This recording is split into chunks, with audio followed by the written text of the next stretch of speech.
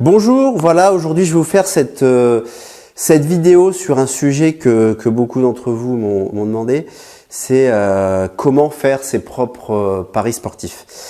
Alors, pour commencer, je vais vous dire tout de suite et je vais vous mettre en garde, je pense que c'est mon rôle, les paris sportifs que vous faites personnellement, faites-y très attention parce que ça demande vraiment beaucoup de travail.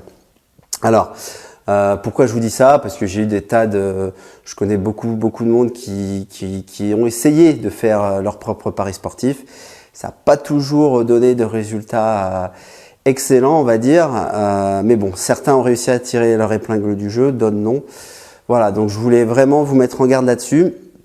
Et voilà, et c'est important de vraiment faire attention à ça parce que pour moi, c'est vraiment du travail. Alors, on a beau être passionné, mais ça reste quand même, voilà, ça demande pas mal de boulot et c'est pas donné à tout le monde malheureusement. Donc, pour commencer, aujourd'hui, voilà, je vais déjà vous dire par rapport à, donc, vous me connaissez, je suis sur Rugby Betting, j'ai cofondé ça avec un ami à moi et aujourd'hui, pour vous donner un ordre d'idée, quand on étudie en fait les pronostics qu'on peut vous proposer, un des paramètres les plus importants pour nous, c'est qu'on revisionne tous les matchs du week-end précédent. C'est-à-dire, alors essayez de faire un calcul, top 14 il y en a 7, Pro D2 il y en a 8. Mais on vous propose aussi des paris sur le championnat anglais, sur le championnat irlandais, voire même du 6 nations quand il y en a. Un match dure 80 minutes, je vous laisse faire le calcul. Voilà, donc ça c'est un paramètre que nous utilisons pour essayer de dégager les meilleurs pronostics possibles pour Rugby Betting. Et aujourd'hui, bon, voilà, beaucoup de vous ont constaté que c'était quand même intéressant et qu'on arrivait à gagner de l'argent avec. Donc voilà, je voulais juste faire une petite parenthèse là-dessus pour vraiment insister que c'est, je vais pas dire un travail à plein temps, mais ça peut vraiment le devenir si vous voulez vraiment vivre de vos propres paris. Alors, les différents paramètres à prendre en compte lorsque vous voulez faire vos propres paris. Déjà, il faut vous fixer, en fait, je vais dire un événement sportif. Déjà, un sport, voilà, on va dire un sport. Ensuite, à l'intérieur de ce sport, un événement sportif. Qu'est-ce que j'entends par événement sportif? Si je prends le sport, 66% des gens jouent dessus, c'est le football. Moi, personnellement, vous connaissez un petit peu ce que je pense là-dessus. Je joue pas sur le football. Voilà. La majorité des personnes, ce qu'elles font, c'est oui, elles vont jouer sur du football, donc elles prennent un championnat, un autre. Elles disent oui, ça je vois bien, ça m'intéresse, je vais jouer cette équipe-là et tout.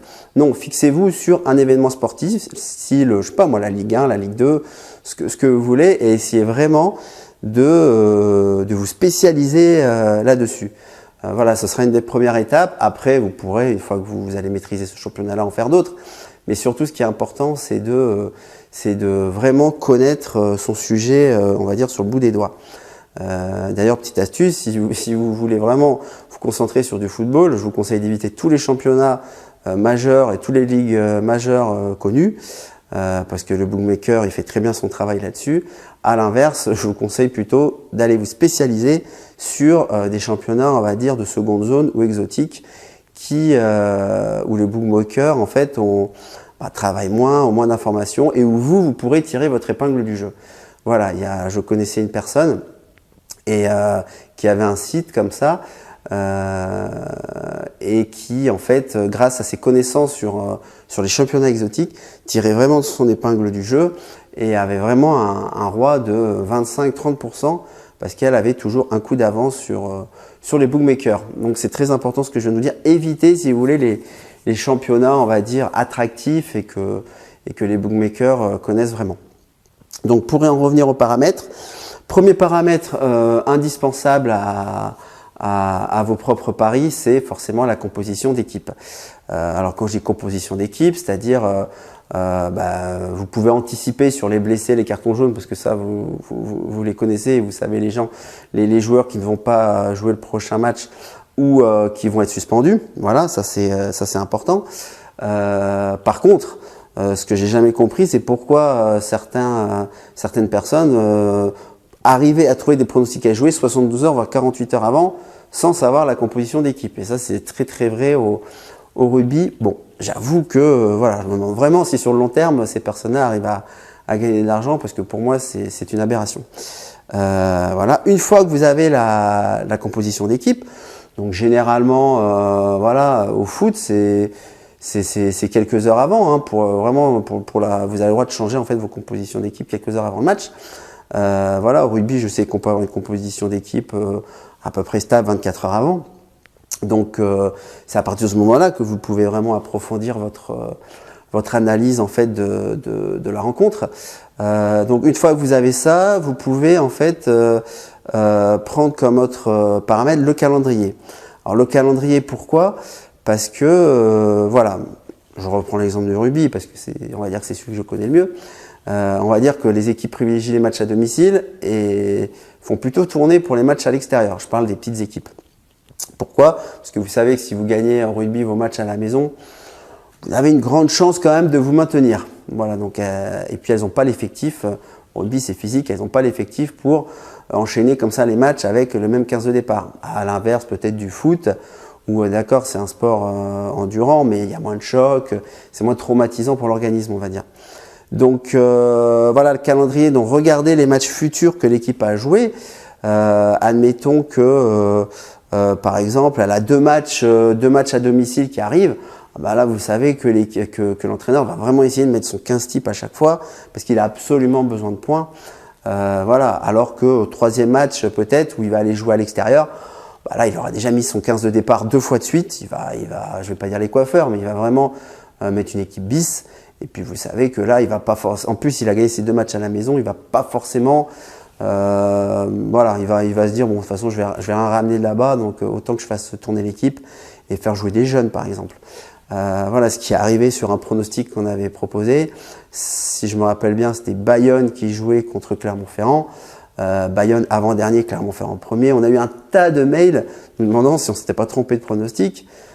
Non, on s'était pas trompé de pronostic. C'est juste que Bayonne mettait sa grosse équipe parce qu'à la maison ils avaient besoin de points et que Clermont-Ferrand envoyait plutôt une équipe bis avec un banc léger, avec des jeunes. Voilà. Bon, à la fin, Bayonne a gagné. Mais bon, c'est pour vous montrer que le calendrier a aussi son importance, que ce soit en rugby, mais aussi en foot, en basket. Voilà, en basket, pour ceux qui connaissent, Nanterre, ils sont sur plusieurs tableaux. Ils ont fait la Ligue des Champions, maintenant ils se retrouvent en, je sais plus, c'est en Eurocup ou en Eurochallenge. Voilà, je veux dire, c'est une équipe qui joue sur les 2 tableaux, qui a un peu de mal en championnat, mais c'est normal parce qu'ils n'ont pas non plus un gros effectif. Et vous pouvez pas jouer plusieurs compétitions comme ça sans avoir en fait des problèmes au niveau physique pour l'équipe. Donc j'ai dit composition d'équipe très importante, le calendrier qu'il ne faut pas négliger, parce que vous pouvez anticiper un petit peu ce que l'entraîneur pense faire et un petit peu les matchs qu'il va cibler. La météo, alors en ce qui me concerne, c'est une grosse donnée par rapport au sport où je suis spécialisé. Voilà, mais pour le foot, je pense que c'est pareil. Alors bien sûr, ne sont concernés que les sports en plein air. Handball, le basketball, on va dire, on s'en fiche un peu. Donc voilà, donc la météo, en quoi elle peut jouer? Je vais vous trouver un exemple. 2 exemples, je vais vous donner 2 exemples. En football, donc on va dire un club professionnel contre un club amateur. Donc généralement c'est la Coupe de France. Il a plu beaucoup, la pelouse elle est grasse, en plus le terrain il est pas beau. Voilà, on va dire que voilà, l'équipe professionnelle se déplace. Elles peuvent aussi avoir le trajet malgré qu'elle soit habituée. Mais on va dire qu'au niveau technique, normalement, l'équipe professionnelle est largement au-dessus. Qu'est-ce qui va se passer? C'est que le terrain, on va dire, il est peut-être bosselé, la pelouse est grasse. L'équipe professionnelle va pas réussir à aligner 3 passes, mais voilà, je veux dire, l'équipe amateur, on va dire, non plus arrive pas à aligner 3 passes. Mais bon, là, vous allez retrouver un équilibrage au niveau de cet aspect. Après physiquement, voilà, on va dire que l'équipe professionnelle est largement au-dessus, mais sur un terrain comme ça, les organismes sont forcément mis à rude épreuve pour les deux. C'est plus facile de défendre, je pense, sur un terrain gras que sur un billard, forcément. Voilà. Donc ça, c'est très très important aussi, la météo, pour le football, mais aussi pour le rugby, et surtout pour le rugby. Si vous avez une équipe qui est censée envoyer du jeu, voilà, donc sur les ailes, tout ça, le ballon, on a besoin de l'avoir bien en main, tout ça. S'il est humide à cause de la pelouse, il va y avoir des en avant, il va y avoir des mauvaises passes. ça va vraiment contrecarrer les plans de jeu. Alors que si vous avez une équipe qui est censée être plus faible, mais qui a un gros paquet d'avant, on va dire ça, une grosse première ligne, ben voilà, ils vont avoir du jeu dur, ils vont avancer petit à petit, ils vont faire des cocottes, voilà, je veux dire, ça va avantager l'équipe qui est censée être plus faible, mais qui a une grosse première ligne, et on va dire des guerriers devant, et ils vont pouvoir tirer leur épingle du jeu, alors que voilà, l'équipe qui envoie du jeu, bah, elle va être obligée totalement peut-être de changer sa façon de jouer. Ils n'ont pas l'habitude de jouer avec la première ligne, pardon. Et donc ça peut vraiment donner des choses un petit peu, voilà, que le bookmaker ne pouvait pas forcément envisager par rapport aux statistiques. C'est la donnée que je vais aborder ensuite. Voilà, donc tout ça mis bout à bout fait que la météo joue vraiment un rôle, je pense, primordial pour l'export extérieur. Alors bien sûr, après, vous avez un autre paramètre que sont les statistiques. Voilà, alors les statistiques, vous en avez des milliers, vous pouvez même vous perdre au niveau des statistiques. Qu'est-ce qu'il faut prendre en compte dans une stat? Pour le football, c'est les buts marqués à la maison, les buts encaissés à la maison. Pour l'équipe qui se déplace, c'est les buts marqués à l'extérieur, les buts encaissés à l'extérieur. Voilà, on va dire que ça, c'est une donnée importante que vous reliez en fait à la composition d'équipe. Si à Paris, vous n'avez pas Ibrahimovic et Cavani qui ont marqué, on va dire, 90% des buts, forcément, vos stats buts marqués, elle a plus forcément beaucoup de valeur. Voilà, c'est logique, hein, il n'y a pas besoin de sortir de Saint-Cyr pour ça. C'est très logique. Idem, une défense qui est vraiment hermétique, qui n'encaisse pas beaucoup de buts. Vous voyez que les deux défenseurs sont trop. On va dire, il y en a un qui est blessé, un qui est suspendu. Bah, dites-vous que la statistique, elle a un peu du plomb dans l'aile parce que ça va pas forcément refléter l'équipe qui est sur le terrain. Donc ça, c'est très important.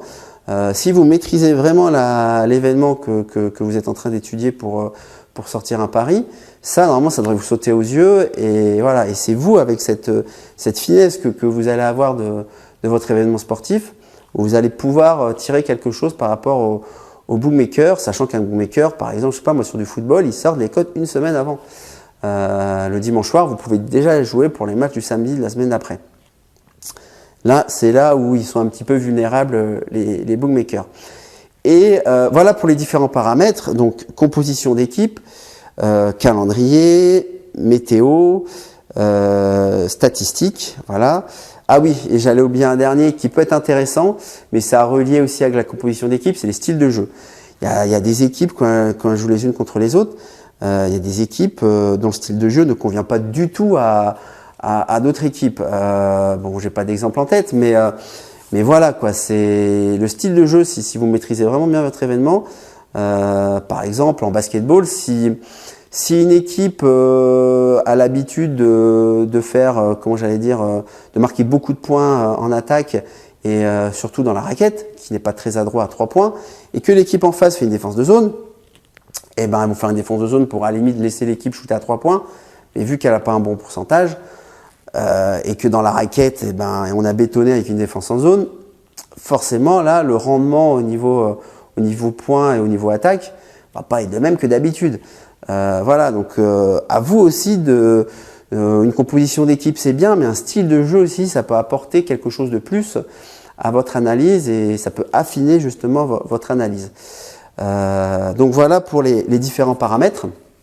Alors ensuite, ce qui est très important aussi et qui est une grosse part du travail, c'est tout ce qui est information. Donc les informations, vous pouvez les avoir sur les différents forums, sur en fait les sites des équipes, dans les journaux spécialisés, sur les sites spécialisés Internet. Donc voilà, tout ça, c'est très important. Le rugby, par exemple, c'est le middle, d'accord, où vous pouvez trouver une source d'information assez intéressante.